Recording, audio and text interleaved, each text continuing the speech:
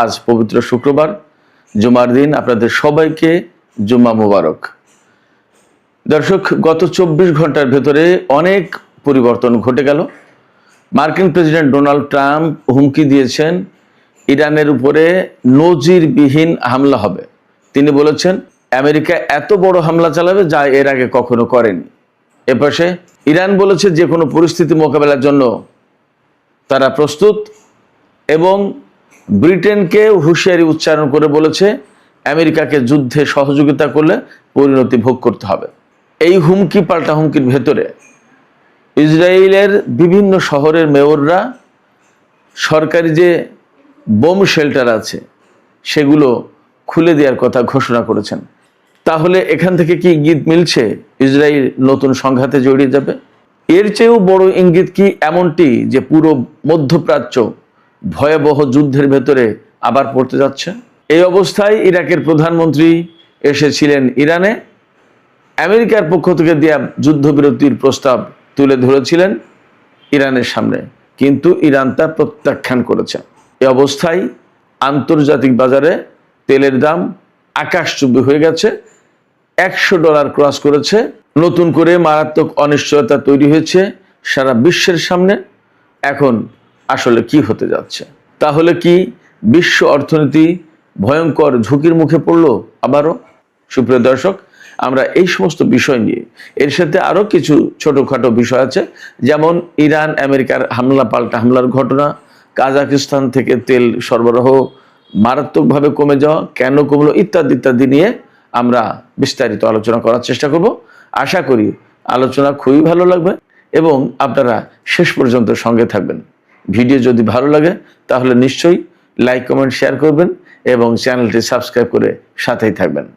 দর্শক, চলুন আমরা মূল আলোচনায় চলে যাই।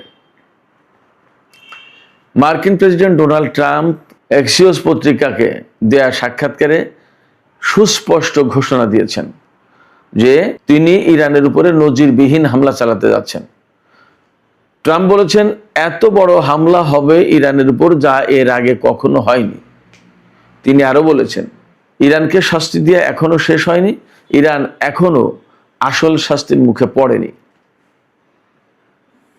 তিনি বলেছেন আমি ইরানের বিরুদ্ধে যে ভয়াবহ হামলা চালাতে যাচ্ছি সেই ব্যাপারে সিদ্ধান্ত চূড়ান্ত করার একেবারে কাছাকাছি। যে কোনো মুহূর্তে এই সিদ্ধান্ত চূড়ান্ত হবে এবং ইরানের উপরে ভয়াবহতম হামলা হবে। প্রশ্ন হচ্ছে আমেরিকা এই রকমের ভয়াবহ হামলা চালানোর আর কি বাকি রেখেছে এবং কি দিয়ে তিনি হামলা চালাবেন?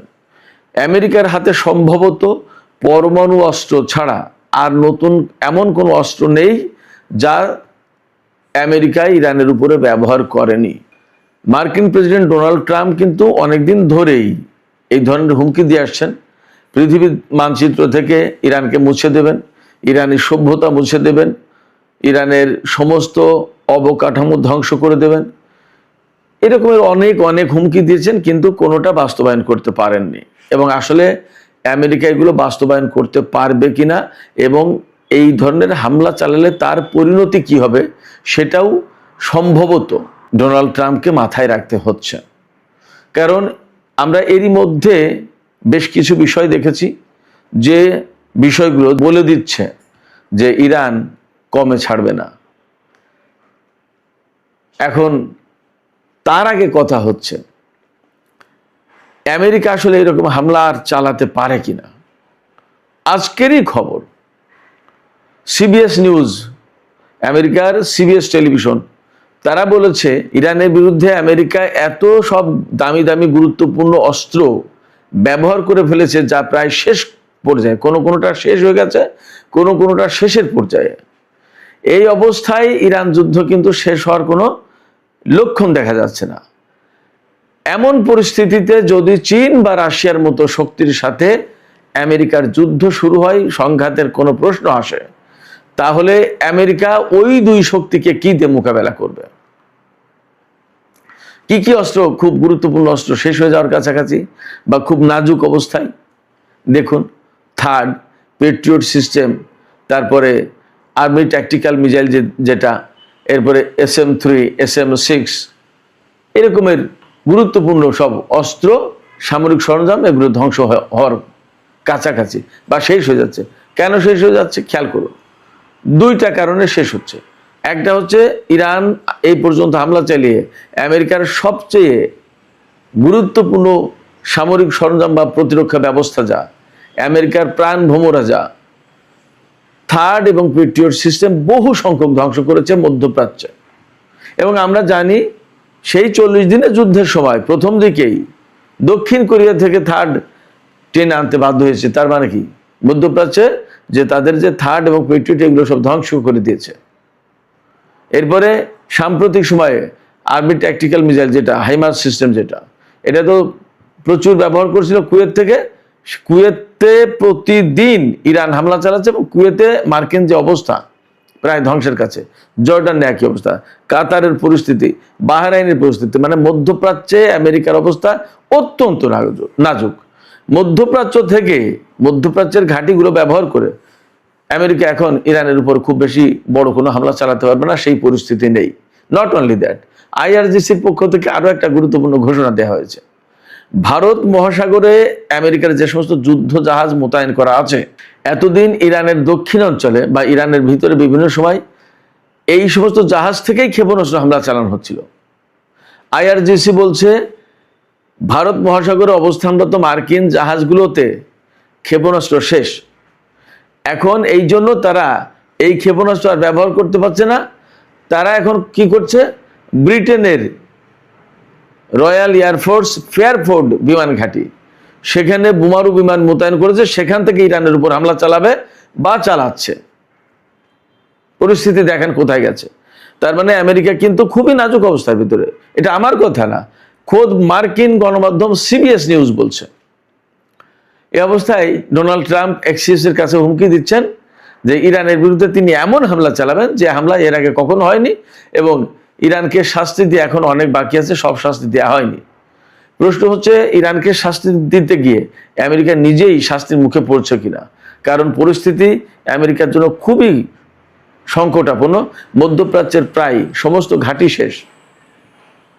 তাহলে এই পরিস্থিতিতে যা সমস্ত আকার ইঙ্গিত থেকে মিলছে, ইসরায়েলের মেয়ররা বিভিন্ন শহরের বোমা আশ্রয় কেন্দ্র, যখন বোমা মারবে, ক্ষেপণাস্ত্র মারবে ইরান, তখন যাতে লোকজন আশ্রয় কেন্দ্রে যেতে পারে, শেল্টারে যেতে পারে, সেই শেল্টারগুলো খুলে দেওয়ার ঘোষণা দিয়েছে। তার মানে কি? তার মানে হচ্ছে আমেরিকা নিশ্চয়ই ইউরোপের বিভিন্ন ঘাঁটি ব্যবহার করে ইরানের সাথে যুদ্ধে যাচ্ছে, হামলা চালাতে যাচ্ছে, এবং এই হামলায় ইসরায়েল জড়িয়ে পড়বে। এই হামলায় যদি ইসরায়েল জড়িয়ে পড়ে তাহলে ইরানও ইসরায়েলে হামলা চালাবে, এবং তখন সাধারণ লোকজনকে বাঁচানোর জন্য বোমা শেল্টার খুলে দিতে হবে, এবং দিচ্ছে। এখন এই জায়গায় একটা গুরুত্বপূর্ণ কথা আছে। গুরুত্বপূর্ণ কথা হচ্ছে এই যে ইসরায়েল যদি যুদ্ধে জড়িয়ে যায় তাহলে এবার পরিস্থিতি আসলে কি দাঁড়াবে। আপনারা সবাই নিশ্চিত থাকতে পারেন, এবার যদি আমেরিকা এবং ইসরায়েল দুইজন একসাথে ইরানের বিরুদ্ধে যুদ্ধ করে তাহলে সমূহ আশঙ্কা আছে তারা পরমাণু অস্ত্র ব্যবহার করবে, এমন একটা আশঙ্কা আছে।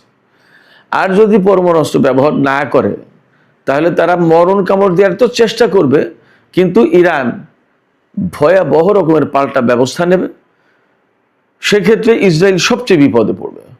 ইরান কিন্তু আগেই ঘোষণা দিয়ে রেখেছে, ইসরায়েল যদি এই যুদ্ধে জড়ায় আর কখনো ইরানের উপরে হামলা চালায় তাহলে ইরান অন্তত 500 খাইবার শেখান হাইপারসনিক ক্ষেপণাস্ত্র ইসরায়েলের উপরে মারবে।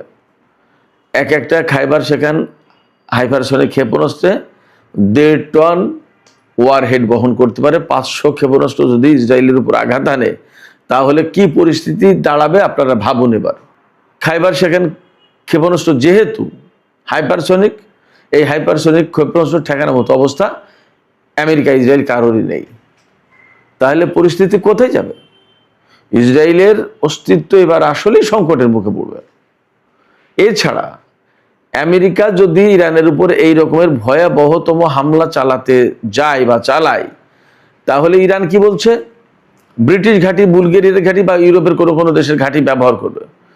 ইরান সরাসরি বুলগেরিয়া এবং ব্রিটেনকে লন্ডন সরকারকে পরিষ্কার করে হুঁশিয়ারি উচ্চারণ করেছে, সুস্পষ্টভাবে বলে দিয়েছে যে তোমাদের ঘাঁটি ব্যবহার করে যদি ইরানের বিরুদ্ধে আমেরিকা হামলা চালায় তাহলে তোমাদের বিরুদ্ধে ব্যবস্থা নেওয়া হবে। ইরান পরিষ্কার করে বলেছে যে দেশ থেকে ইরানের উপরে হামলা চালাবে আমেরিকা, সেই দেশের বিরুদ্ধে ব্যবস্থা নেওয়া হবে, ধরে নেওয়া হবে ওই দেশ আমেরিকাকে যুদ্ধে সহযোগিতা করছে এবং ওই দেশ আমেরিকার পার্টনার, তার উপরে হামলা চালানো হবে। ব্রিটেন যদি এই কাজ করে তাহলে ইরান কি দিয়ে হামলা চালাবে? আমি গতকালকের ভিডিওতেও সম্ভবত বলেছি যে ইরান